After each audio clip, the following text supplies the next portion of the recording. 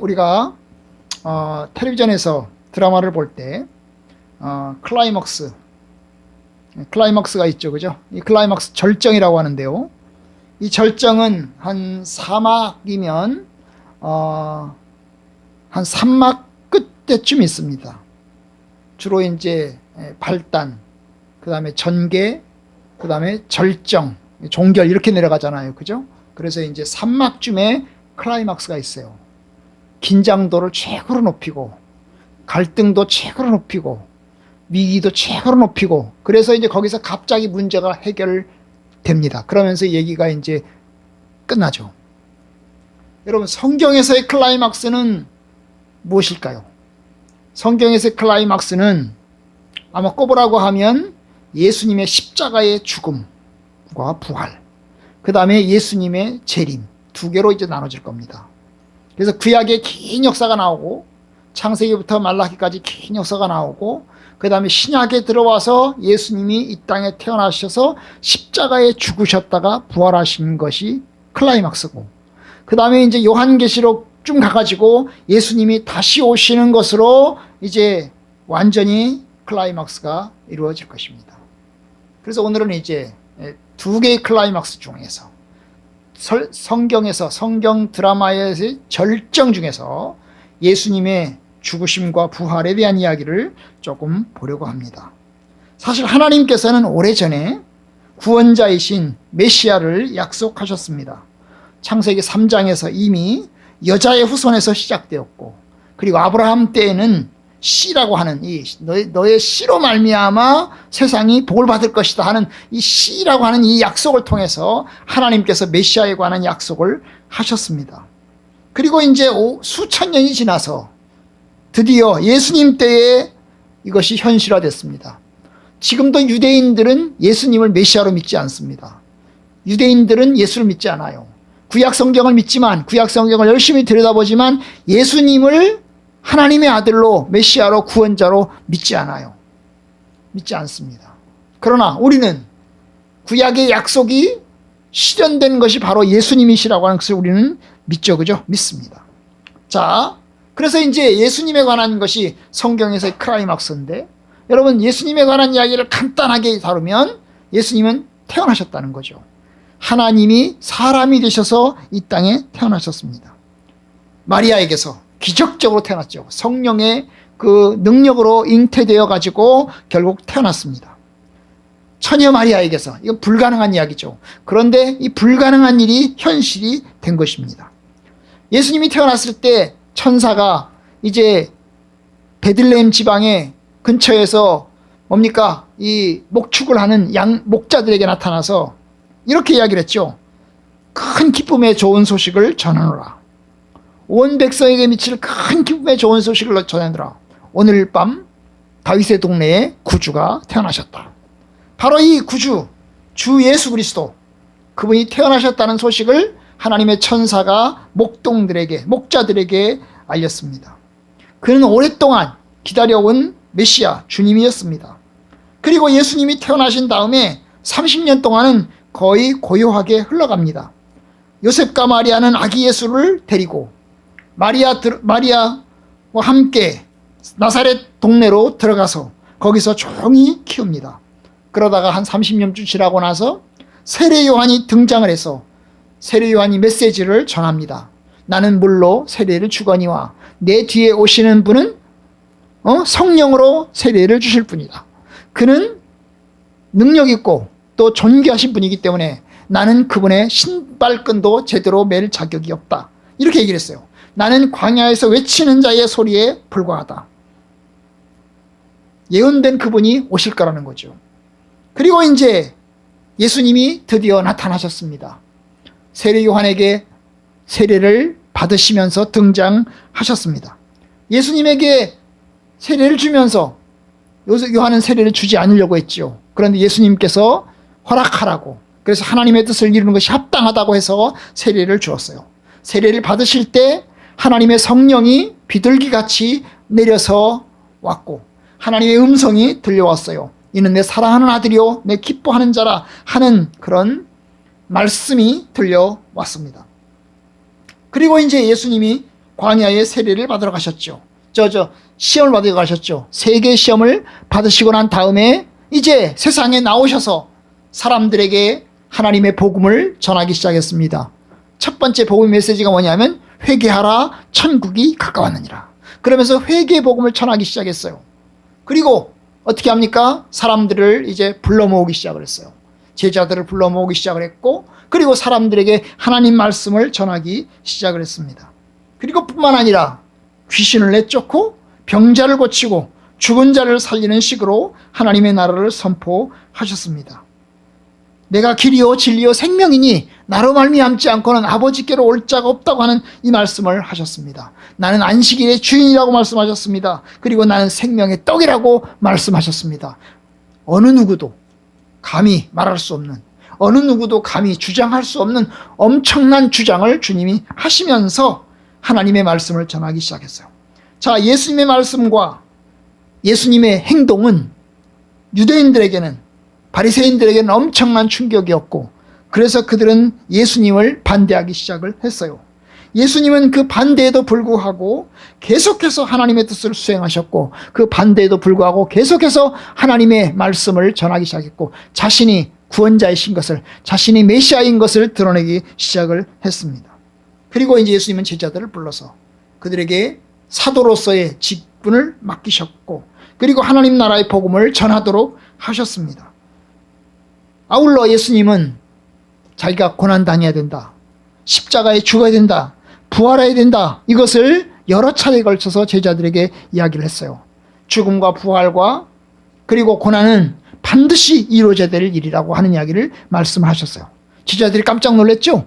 그러시면 안 된다고, 십자가에 죽으시면 안 된다고, 내가 지켜드리겠다고, 괜찮다고, 내가 칼로 예수님을 지켜드리겠다고 이러면서 제자들이 나섰지만, 주님은 계속해서 죽음과 부활을 계속해서 예언하셨습니다. 자, 예수님의 그 예언대로, 예고대로 예수님에게 십자가의 죽음이 현실적으로 일어났습니다. 3년 동안 갈릴리 활동을 마치고 예루살렘에 들어오셨습니다. 예수님이 예루살렘에 들어갈 때 극적인 행동이 두 개가 있어요. 하나가 뭐냐 하면 나귀를 타고 환영받으면서 예루살렘에 들어가신 겁니다.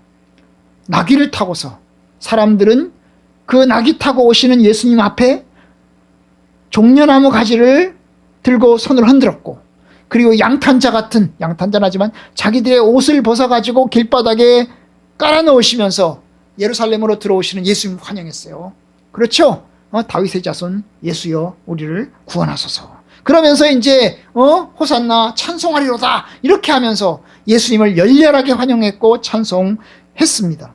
그리고 그뿐만 아닙니다. 예수님이 성전에 들어가셔서 성전을 이제 어떻게 합니까? 정결케 하는 일을 합니다. 성전에서 돈 바꾸는 사람들을 내쫓으시고 그들의 상을 들러 엎어버리시고, 그리고 성전에서 비둘기 파는 사람들, 양 파는 사람들, 소 파는 사람들, 이 사람들은 성전에서 재물을 파는 사람들이죠. 사람들이 돈만 가지고 와가지고 성전에서 재물 사가지고 하나님한테 바치는 거예요. 그러니까 여러분, 성전에서 그 재물 파는 사람들을 어떻게 합니까? 예수님께서 다 내쫓아 버리신 거예요.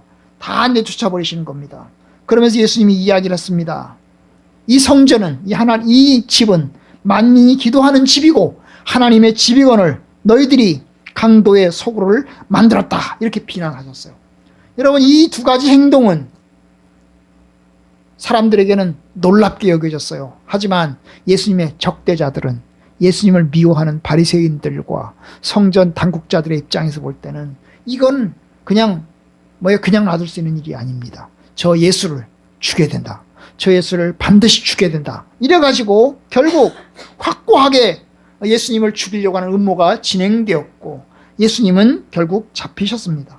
예수님이 잡히신 데는 우리가 아는 대로 가룟유다가 있었죠. 가룟유다가 배신한 겁니다. 내부의 배신자인 겁니다. 그는 마지막 주간 즈음에 유대인 지도자들에게 찾아가서 내가 예수를 팔겠다 이래가지고 은 30개를 받고 예수님을 팔아 넘겼습니다. 그리고 병사들을 데리고 겟세마네 동산에 기도하러 가신 예수님에게 찾아가서 예수님에게 키스하고, 그래서 예수님을 지목해줘서 결국 이 병사들에 의해서, 유대인 병사들에 의해서 결국 예수님이 잡혀가게 되었어요. 그 잡히신 예수님이 늦은 밤에 재판과 신문을 받습니다. 증인들이 예수를 죽이라고 고발하고, 또한 대제사장은 예수를 죽이려고 열심히 증거를 찾지만 증거를 잘 못 찾아요. 결국 그러다가 질문합니다. 결정적인 질문합니다. 네가 과연 하나님의 아들이냐? 네가 과연 하나님의 아들이냐? 이런 질문을 합니다. 바로 그 질문에 예수님께서 아니요 라고 말씀하시지 않고 그렇다라고 이야기해요.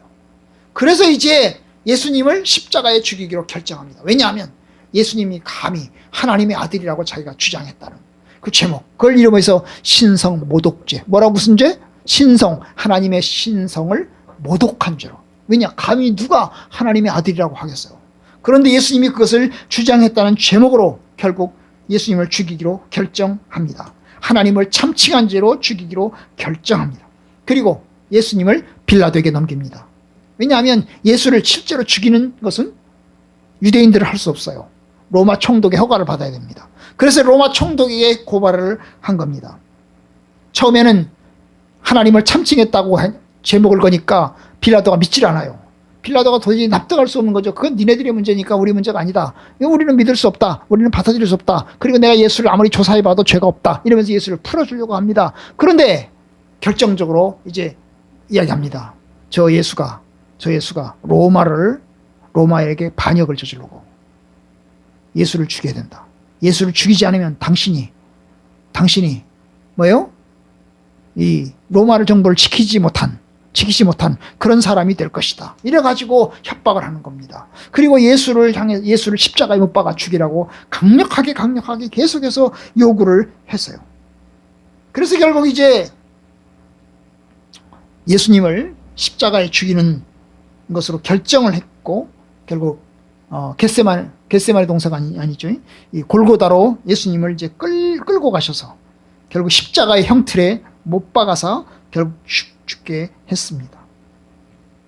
예수를 끌고 골고다라 하는 곳에 이르러 십자가에 못 박고, 그래서 이제 그곳에서 예수를 빨가벗겨 가지고 옷은 병사들이 나눠 갖고, 그다음 팬티는 병사들 중에서 제비 뽑아 가지고 한 사람이 갖고, 이러면서 완전히 빨개 벗어 가지고 겉옷은 나눠서 갖고, 잘라서 나눠 갖고, 그 다음에 속옷은 제비 뽑아가지고 그 중에서 한 명이 또 뽑아가서 가져갔고, 이래가지고 완전히 밝아버진 상태에서 사람들의 비난과 욕설 가운데 예수님이 십자가에 못 박혀 죽으셨습니다. 예수님은 사람들의 조롱을 받았고 비난을 받았고, 그리고 엄청난 육체의 고통을 당하면서 죽어갔습니다. 그리고 드디어 십자가에 죽으셨어요. 오늘 말씀 요한복음 19장에 있는 말씀을 보면 주님이 죽으시는 마지막 장면이 들어있습니다. 어떻게 죽으셨죠? 28절 내가 목마르다. 그러면서 30절 다 이루었다. 여기는 이제 두 개의 말만 나오는데요. 여러분, 네 개의 복음서에 7마디 말이 나옵니다. 7마디 말과 함께 결국 십자가에 못 박혀 죽으셨습니다. 영혼이 떠나가셔서 그는 죽으셨습니다. 예수님이 죽고 난 다음에 어떻게 되죠? 장례식을 누가 치러요? 아리마대 요셉과 니고데모가 장례식을 치릅니다. 예수님의 몸을 십자가에서 내려서 돌무덤에 장례식을 치릅니다. 몇몇 여자들이 이 장례식을 목격을 했습니다. 제자들은 예수님이 십자가에 죽으시는 장면 앞에서 너무나 낙담됐고 또 실망했고, 그래서 도망가게 됐어요. 병사들이 예수님의 시신을 지킵니다. 아무도 훔쳐가지 못하도록 지킵니다. 이틀이 지나서 세 번째 날이 되었을 때 예수님이 새벽에 부활하셨습니다. 몇몇의 여자들이 새벽에 이제 무덤에 찾아가는데 이미 무덤이 열려 있었고, 그리고 무덤에는 아무것도 없었습니다. 예수님의 쌌던 그 천만 거기에 가지런히 놓여 있을 뿐이고 예수님의 시신은 발견하지 못했습니다. 여자들은 깜짝 놀랐어요. 천사들에 의해서 십자가에 못 박혀 죽으신 예수님께서 살아났다는 이야기를 듣게 되었고, 그리고 남은 제자들에게 전하라는 그런 메시지를 듣게 되었습니다.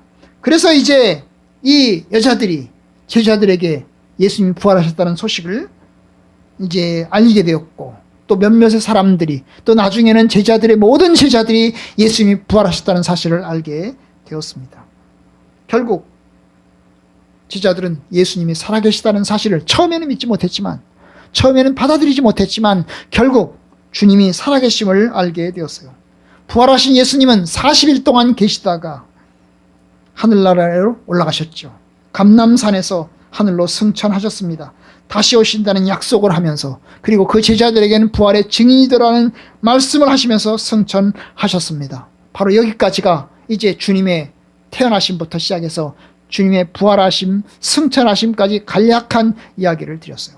바로 예수님의 그 하늘 이 땅에 오심과 십자가의 죽으심과 그리고 부활하심과 승천하심까지가 복음서에 있어서 굉장히 큰 절정, 클라이막스인 것입니다. 굉장히 중요한 사건인 겁니다. 왜냐하면 이 예수님의 십자가의 죽으심과 부활을 통해서 결정적으로 우리에게 죄 씻음, 죄 용서의 사건이 일어나게 되었던 겁니다. 예수님이 아니고는 구원받을 수 없고, 예수님이 아니고서는 우리의 죄를 용서받을 수 있는 길이 없었는데, 바로 주님께서 오셔서 십자가에 죽으시면서 부활하시면서 우리를 죄를 용서하시고 우리를 구원하셔서 하나님 백성 삼으시고 구원할 수 있는 길을 주님이 열어 놓으신 겁니다. 여러분, 이제 주님은 그 약속을 이루셨습니다. 그리고 이제 하늘나라로 올라가셨어요. 물론 모든 약속이, 성경에서의 모든 약속이 다 완벽하게 이루어지지 않았어요. 또 하나의 클라이막스가 남아 있습니다. 또 하나의 절정이 남아 있습니다. 바로 뭘까요? 예수님의 재림과 심판입니다. 예수님 마지막 재림과 심판의 때에는 하나님의 모든 약속이 다 완벽하게 성취가 될 것입니다. 우리는 그날을 기다립니다. 우리는 그 약속을 기다립니다. 뭘 근거로 해서요? 첫 번째 클라이막스를 근거로 해서, 첫 번째 그 절정 사건, 주님이 오셔서 십자가에 박혀 죽으시고 부활하신 그 사건을, 그것이 실제 일어났던 것을 우리가 믿는 것을 근거로 해서 이제 두 번째 사건이, 두 번째 절정이 이루어질 것을 우리는 믿고 기다립니다. 드라마를 보면서요, 답답할 때도 있어요. 드라마를 보면서요, 여러분, 위기가 찾아오면 정말 불안할 때도 있어요. 정말 이게 저게 잘 풀릴까 싶을 때가 있어요. 그런데 여러분, 마지막을 보면 해피엔딩으로 끝날 때가 많죠. 그렇죠? 저는 그렇게 해피엔딩으로 끝나는 드라마를 좋아합니다. 여러분, 예수님의 이야기, 이 하늘나라의 이야기, 성경의 드라마는 해피엔딩이죠. 그죠? 우리들에게는 해피엔딩, 아주 즐거운 소식입니다. 기쁜 소식입니다. 하나님께서 구원의 완성을 다 이루실 것이기 때문입니다. 여러분, 그러니 하나님의 이야기는 계속되고 있어요. 지금도 하나님의 이야기는 계속되고 있어요. 드라마는 계속되고 있어요. 첫 번째 절정이 일어났어요. 클라이막스 사건이 한번 터졌습니다. 그리고 이제 굉장히 중대한 사건이 하나 발생했습니다. 그러나 이제 한 가지 사건이 더 남아있어요. 뭐죠? 예수님의 재림과 마지막 심판이 남아있는 것입니다. 우리는 그날을 기다립니다. 저와 여러분들이 이제 주의 말씀을 믿으면서 그 마지막 사건을 기다리면서 이제 소망 가운데서 기다리는 저와 여러분들 되기를 주님의 이름으로 축복합니다.